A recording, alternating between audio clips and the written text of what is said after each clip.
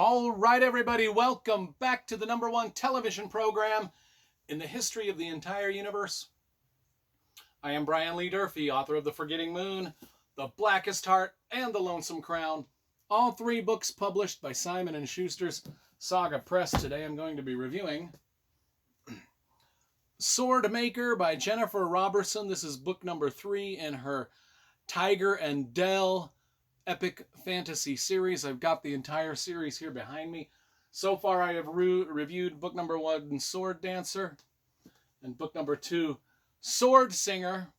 So if you want to watch those book reviews before you watch this one, all you need to do is type in my last name into your YouTube search bar, and then Sword Dancer, or even Jennifer Roberson's name, and those book reviews will magically appear on your computer screen.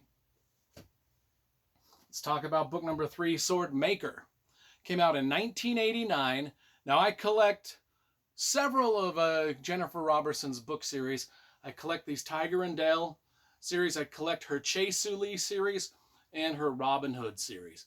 All of them magnificent books. So let's talk about the cover first, because you know I love graphic design and cover illustration. So I got a pretty typical 1980s, early 1990s book cover design here by Daw Books. The artwork is done by Corey Wolf, and it suits itself. This is the character Tiger, and of course this is the character Dell, who's got a nice on the front first book. And they are sword masters that kind of in the first 2 books become partners, friends, travel companions, adventure companions, whatever you want to call it.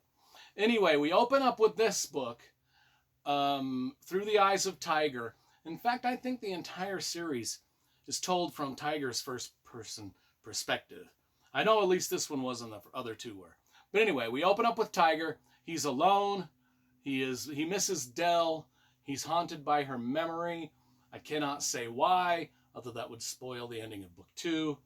But pretty soon, I mean, when I say haunted by her memory, the first 20 or 30 pages are just him sort of moping around, feeling bad about things that he's done in his past and the way he treated Tiger or Dell, things like this. And then surprisingly, they're reunited, and they immediately do not get along. They distrust each other.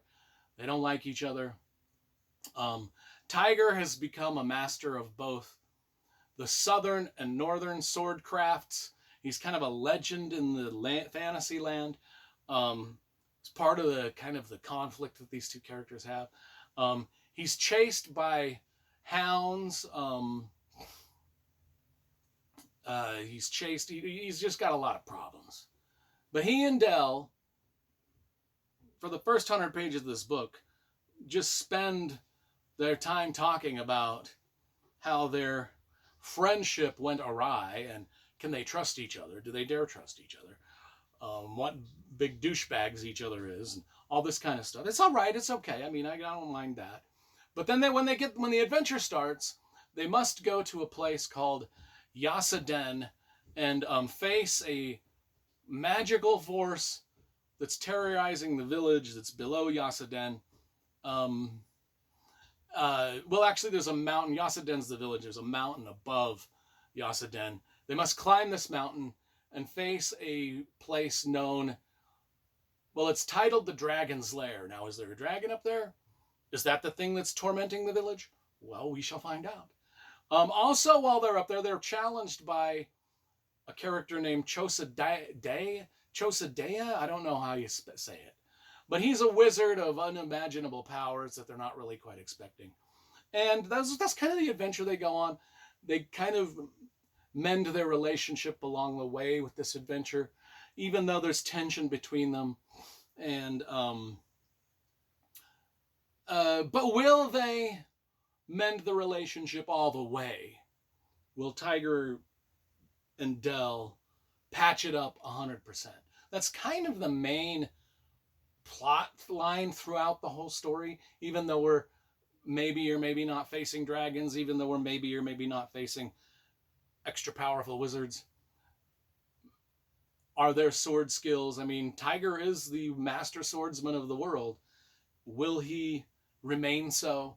these are some of the questions that are in Swordmaker. I really enjoyed this book, but not quite as much as I enjoyed the first two.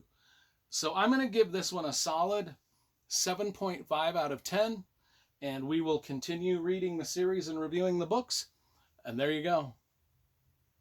There you go.